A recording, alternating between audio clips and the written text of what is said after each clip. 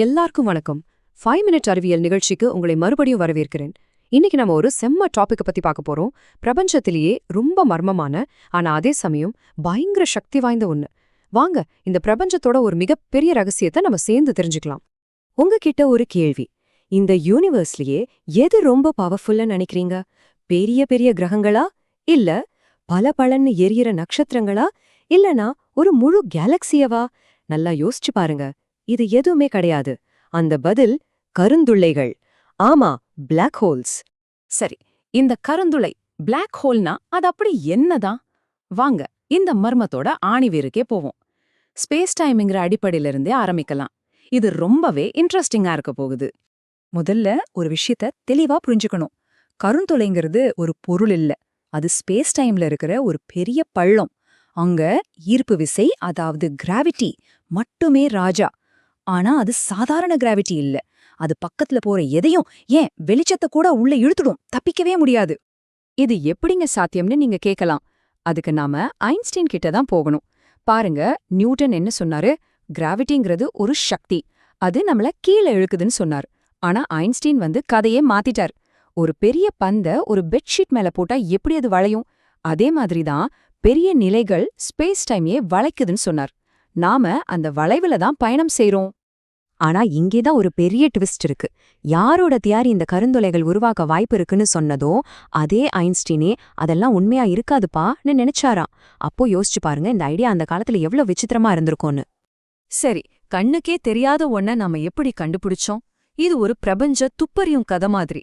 வாங்க இந்த cosmic detective வேலைய நாமளும் சேர்ந்து செய்யலாம். இந்த ஸ்லைட கொஞ்சம் பாருங்க. இது ஒரு சாதாரண கோடு இல்ல, இது ஒரு பில்லியன் வருஷ பயணம்.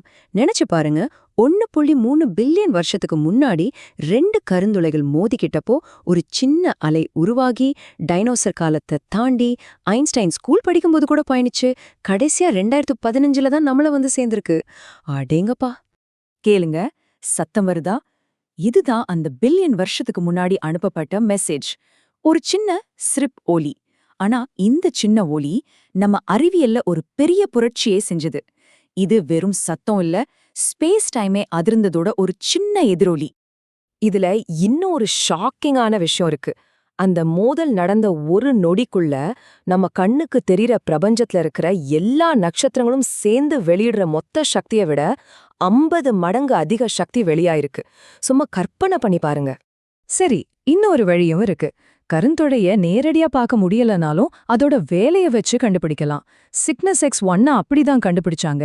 விஞ்ஞானிகள் ஒரு நட்சத்திரம் எதுவுமே இல்லாம தனியா ஆடுறத பார்த்தாங்க. அப்புறம் அதோட கண்ணுக்கு தெரியாத பார்ட்னரோட எடைய கணக்கு போட்டப்போ அது ஒரு நியூட்ரான் ஸ்டாரை விட ரொம்ப பெருசா இருந்துச்சு. அப்போ கண்டிப்பா அது ஒரு கருந்துளையா தான் இருக்கணும்னு கண்டுபிடிச்சாங்க. செம்ம டிடெக்டிவ் வேலை தானே. ஓகே, இப்போ நமக்கு அவங்கள எப்படி கண்டுபிடிக்கிறதுன்னு தெரிஞ்சிடுச்சு. ஆனா இதுலயே 2 ரகம் இருக்கு. ஒன்னு ஸ்டெல்லார் பிளாக் ஹோல்ஸ், அதாவது வழக்கமான சந்தேக நபர்கள். இன்னொன்னு சூப்பர் மேசிவ் பிளாக் ஹோல்ஸ், அதாவது பிரபஞ்சத்தோட பெரிய பாஸ்கள். இப்போ இந்த 2 வகையையும் பாருங்க. நட்சத்திர அளவு கருந்துளைகள் ஒரு பெரிய நட்சத்திரம் செத்து போனதுக்கு அப்புறம் உருவாகுது, அது ஓகே. ஆனா இந்த சூப்பர் மேசிவ் பிளாக் ஹோல்ஸ் அது எப்படி உருவாகுதுன்னு இன்னைக்கு வரைக்கும் விஞ்ஞானிகளுக்கு ஒரு பெரிய மர்மமா தான் இருக்கு. இப்போ இந்த அளவை பாருங்க, உங்களுக்கே தலை சுத்திடும். நம்ம சூரியனோட நிறைய ஒண்ணுன்னு வச்சுக்கிட்டோம்னா ஒரு சாதாரண ஸ்டெல்லார் பிளாக் ஹோல் 15 மடங்கு பெருசு. ஆனா நம்ம மில்கி வே கேலக்சியோட நடுவுல இருக்கிற அந்த பெரிய பாஸ் 40 லட்சம் மடங்கு பெருசு. 40 லட்சம். வாவ்! இப்போதான் கதையில ஒரு பெரிய ட்விஸ்டே வருது.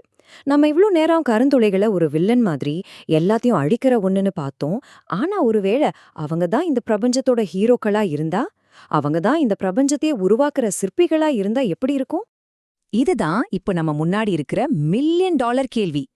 கருந்துளைகள் வெறும் அழிவு சக்திகளா, இல்ல பிரபஞ்சத்தை உருவாக்குற ஆக்க சக்திகளா?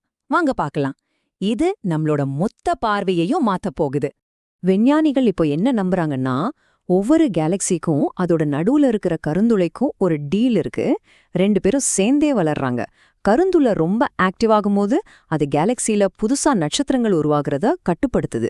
ஸோ 2 பேரும் ஒருத்தர் கண்ட்ரோல் பண்ணி அந்த கேலக்சிய ஒரு சரியான அளவுல வச்சுக்கிறாங்க. இது ஒரு டீம் ஒர்க் மாதிரி. அப்போ கொஞ்சம் யோசிச்சு பாருங்க, ஒவ்வொரு பெரிய கேலக்சியோட மையத்திலயும் ஒரு சூப்பர் மேசிவ் பிளாக் ஹோல் இருக்குன்னா, ஒருவேளை நாம இங்க வாழ்றதுக்கே அதுங்க தான் மறைமுக காரணமா இருக்குமோ? ஒருவேளை கருந்துளைகள் தான் இந்த பிரபஞ்சத்தோட எல்லா ரகசியங்களுக்குமான திறவுகோலா இருக்குமோ? இத பத்தி நீங்க என்ன நினைக்கிறீங்க? இந்த அலசல் உங்களுக்கு பிடிச்சிருந்தா மறக்காம அந்த லைக் பட்டனை தட்டி விடுங்க, உங்க நண்பர்களோட ஷேர் பண்ணுங்க. இன்னும் இது மாதிரி நிறைய விஷயங்கள் தெரிஞ்சுக்க நம்ம சேனலுக்கு சப்ஸ்கிரைப் பண்ணுங்க. உங்க கருத்துக்களை கீழே கமெண்ட்ல சொல்லுங்க. நாளைக்கு இதே நேரத்துல பார்க்கலாம். பாய்.